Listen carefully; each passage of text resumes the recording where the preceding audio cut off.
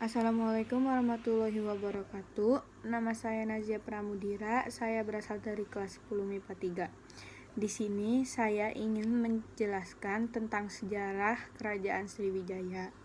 Jadi, Sriwijaya atau juga disebut Srivijaya adalah salah satu kemaharajaan bahari yang pernah berdiri di Pulau Sumatera dan banyak memberi pengaruh di Nusantara dengan daerah kekuasaan berdasarkan peta membentangi dari Kamboja, Thailand Selatan, Semenanjung Malaya, Sumatera, Jawa Barat, dan kemungkinan Jawa Tengah.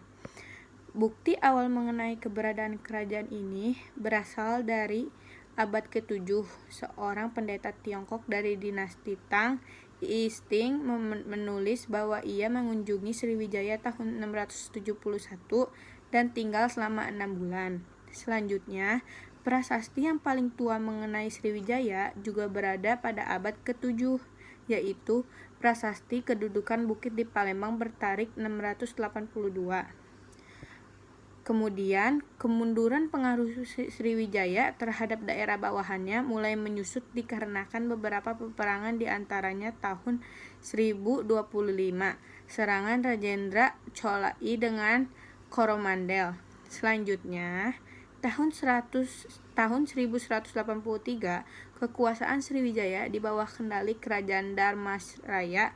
Setelah itu keruntuhannya, kerajaan ini terlupakan dan keberadaannya baru diketahui kembali lewat publikasi tahun 1918 dari sejarawan Prancis Georges Coedes dari École Française d'Extrême Orient. Itu sekian yang saya tahu tentang kerajaan Sriwijaya. Selanjutnya saya akan menerangkan tentang kerajaan Majapahit. Jadi tentang kerajaan Majapahit yang saya ketahui yaitu Majapahit menjadi imperium adidaya pada abad ke-13. MC Reckless dalam sejarah Indonesia modern 1991. Misalnya, menyebut Majapahit merupakan kerajaan Hindu-Buddha terakhir yang menguasai Nusantara dan dianggap sebagai salah satu negara terbesar dalam sejarah Indonesia. Habis itu, Raden Wijaya adalah pendiri kerajaan Majapahit yang bertahta pada 1293 sampai 1309 dengan gelar Kertajasa Jayawardana. Awalnya Majapahit berpusat di Mojokerto, Jawa Timur. Pada era Jayanegara 1309 sampai 1328, ibu kota dipindahkan ke Trowulan. Sejak Girindrawardana 1456 sampai 1466 berkuasa, pusat Majapahit digeser lagi, kali ini ke Kediri. Setelah itu, Majapahit mencapai masa jaya pada era Raja Hayam Wuruk atau Rajasnagara pada saat 1350 sampai 1389. Berkat dukungan Majapahit Gajah Mada tahun 1336 saat pengangkatannya menjadi Mahapati pada era Tribhuwana Tunggadewi, ibunda Hayam Wuruk. Gajah Mada mengucapkan sumpah Amukti Palapa yang kelak melegenda. Jadi sekian yang saya ketahui tentang Majapahit. Selanjutnya saya akan menjelaskan tentang Kerajaan Kutai.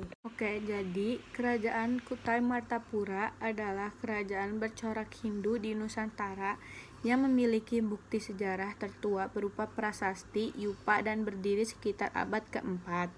Pusat kerajaan ini terletak di Muara Kaman, yang saat ini adalah sebuah kecamatan di Kabupaten Kutai, Kartanegara, Provinsi Kalimantan Timur. Nama Kutai diberikan oleh para ahli mengambil dari nama tempat ditemukannya prasasti yang menunjukkan ekstensi kerajaan tersebut.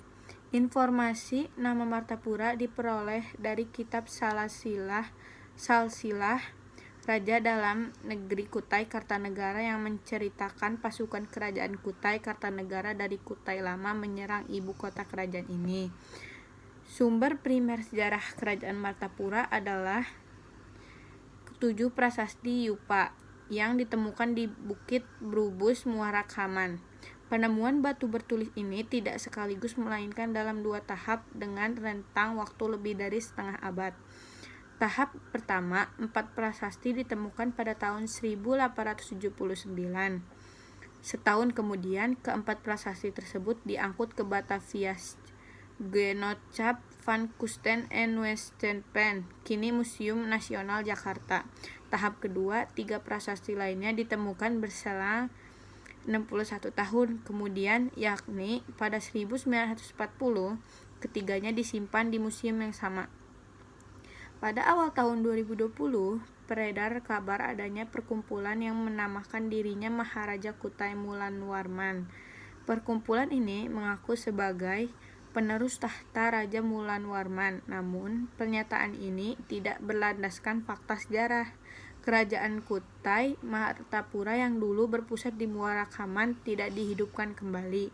Alasannya, eksistensi kerajaan ini sudah diunifikasi ke dalam Kerajaan Kutai Kartanegara. Alasan lainnya adalah tidak ada sumber sejarah yang valid mengenai silsilah dari keturunan Raja Dharmasatya sebagai raja terakhir Kerajaan Kutai Martapura. Sekian tentang sejarah Kerajaan Kutai. Jadi di sini saya akan menjelaskan tentang Kerajaan Tarumanegara atau Kerajaan Taruma. Kerajaan Taruma adalah sebuah kerajaan yang pernah berkuasa di wilayah barat Pulau Jawa pada abad ke-5 hingga abad ke-7 Masehi. Tarumanegara merupakan salah satu kerajaan tertua di Nusantara yang meninggalkan catatan sejarah dan peninggalan artefak di sekitar lokasi kerajaan. Terlihat bahwa pada saat itu kerajaan Taruma adalah kerajaan Hindu beraliran Wisnu. Jadi kata Tarumanegara berasal dari kata Taruma dan Nagara. Nagara artinya kerajaan atau negara, sedangkan Taruma berasal dari kata Tarum yang merupakan nama sungai yang membelah Jawa Barat, yaitu Citarum. Pada Muara Citarum ditemukan percandian yang luas, yaitu Percandian Batu Jaya dan Percandian Cibuaya yang diduga merupakan peradaban peninggalan kerajaan Taruma. Sejarah kerajaan Tarumanegara bersumber dari sejumlah prasasti yang berasal dari abad ke-5 Masehi. Prasasti tersebut diberi nama berdasarkan lokasi penemuannya, yaitu Prasasti Citarum, Ciaratun, Prasasti Pasir Kolengkak, Prasasti Tebongkopi, Prasasti Tugu, Prasasti Pasir Awi, Prasasti Muara Ciaten, dan Prasasti Cidanghiang. Prasasti menyebutkan nama raja yang berkuasa adalah Purnawarman. Sekian tentang Kerajaan Tarumanegara.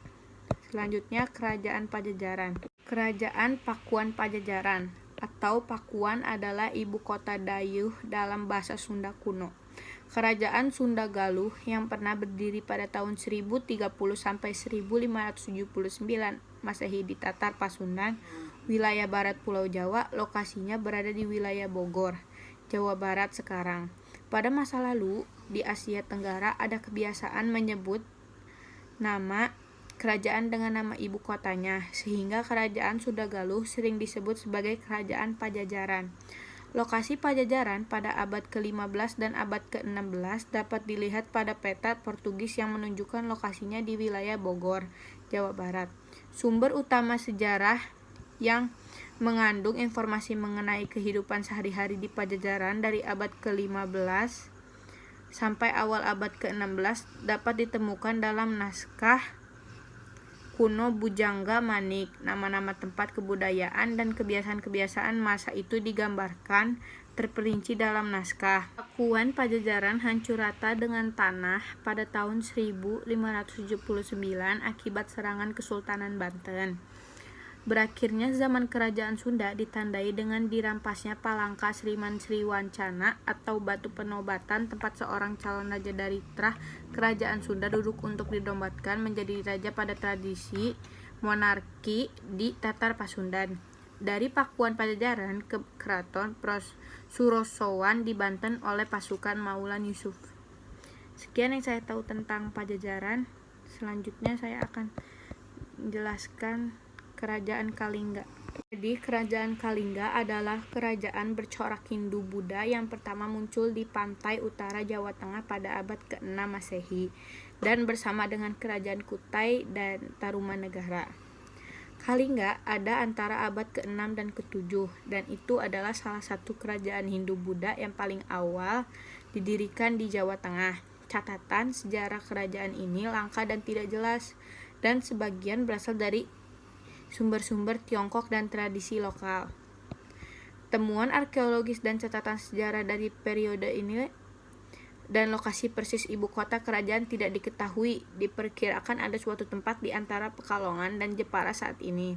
Sebuah tempat bernama Kecamatan Keling ditemukan di pantai utara Kabupaten Jepara. Namun beberapa temuan arkeologi di dekat Kabupaten Pekalongan dan Batang menunjukkan bahwa Kabupaten Pekalongan adalah pelabuhan kuno, menunjukkan bahwa Pekalongan mungkin merupakan nama yang diubah dari Pekalingan.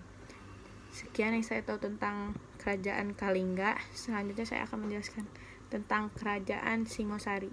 Kerajaan Singosari didirikan oleh Ken Arok dengan gelar Sri Rangga Rajasa Sang Amurwabhumi. Puncak kejayaan kerajaan Singosari ini terjadi pada masa pemerintahan Sri Maharaja Sri Kartanegara. Kerajaan Singosari yang bercorak Hindu-Buddha ini terletak di Tumapel sebelah timur Gunung Kawi. Kerajaan Singosari merupakan penyatuan wilayah Kediri dan Tumapel. Singosari pun mengalami keruntuhan karena dua hal, yaitu tekanan luar negeri dan pemberontakan dalam negeri. Kerajaan Singosari adalah bagian sejarah yang penting dari kabupaten serta kota Malang. Sekian yang saya tahu tentang kerajaan Singosari. Selanjutnya saya akan menjelaskan tentang kerajaan Janggala. Jadi, kerajaan Janggala adalah salah satu dari dua pecahan kerajaan yang dipimpin oleh Airlangga dari Wangsa Isyana. Kerajaan ini berdiri pada tahun 1042 dan berakhir sekitar tahun 1130-an. Lokasi pusat kerajaan ini sekarang diperkirakan berada di wilayah Kabupaten Sidoarjo, Jawa Timur. Meskipun Raja Janggala sudah diketahui namanya hanya 3 orang saja, namun kerajaan ini mampu bertahan dalam persaingan sampai kurang lebih 90 tahun lamanya. Menurut prasasti Ngantang 1135, kerajaan Janggala akhirnya ditaklukkan oleh Sri Jayabhaya Raja Kadiri dengan semboyannya yang terkenal yaitu Panjalu Jayati atau Kadiri menang. Sejak saat itu Janggala menjadi bawahan Kadiri. Menurut Kakawin Semardahana, Raja Kadiri yang bernama Sri Kameswara yang memerintah sekitar tahun 1182 sampai 1194 memiliki permaisuri seorang putri Janggala bernama Kirana. Sekian tentang kerajaan yang saya ketahui. Wassalamualaikum warahmatullahi wabarakatuh.